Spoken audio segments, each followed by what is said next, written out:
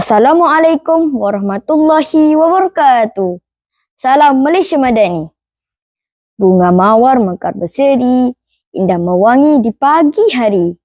Izinkan saya memperkenalkan diri agar perkongsian menyentuh hati.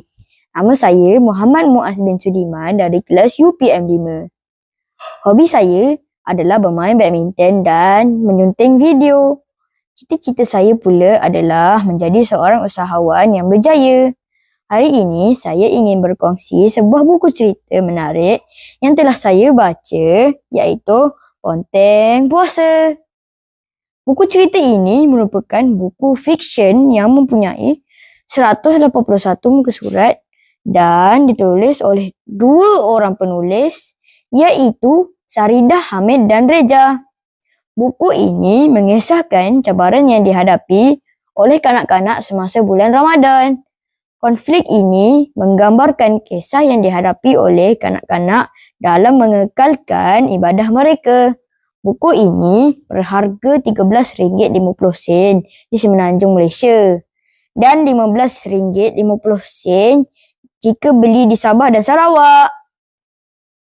Harga yang ditawarkan adalah berpatutan dan mampu dimiliki oleh sesiapa saja.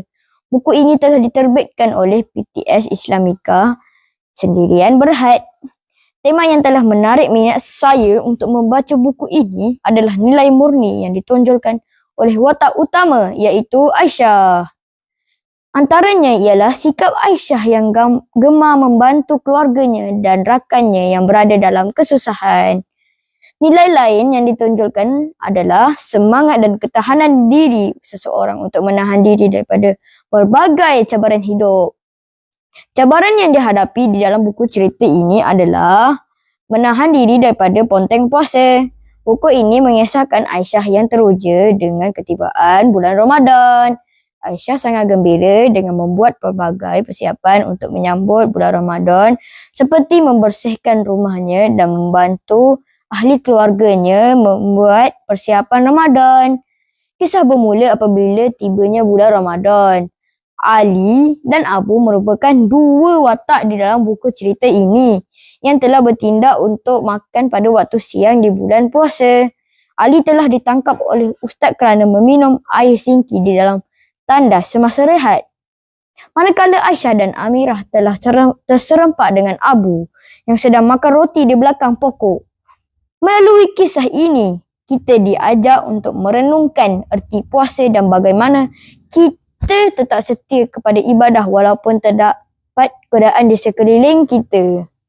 Pengajaran yang boleh diambil daripada buku cerita ini adalah sikap terpuji yang dilakukan oleh Aisyah, iaitu mengumpul barang-barang dan duit-duit untuk diberikan kepada sahabat mereka yang susah dan baru kematian ayahnya. Ini memberi pengajaran kepada kita agar sentiasa berbuat baik dengan orang lain. Buku cerita ini juga memberi inspirasi kepada kita untuk membuat perkara baik semasa bulan Ramadan, seperti banyakkan berzikir, mendirikan solat tarawih, mengajak rakan berbuka puasa di rumah, mengemas dan menghias rumah serta tidak membazir dengan membeli perkara tidak perlu. Pada pendapat saya, gaya penulisan buku ini sangatlah menarik dan mudah difahami. Pengguna bahasanya memudahkan murid seperti saya memahami cerita ini. Buku ini juga diselitkan dengan komik yang berkaitan dengan kisah di dalam keluarganya. Kekurangan yang terdapat pada buku cerita ini adalah tidak terdapat banyak gambar yang boleh menarik minat pembaca.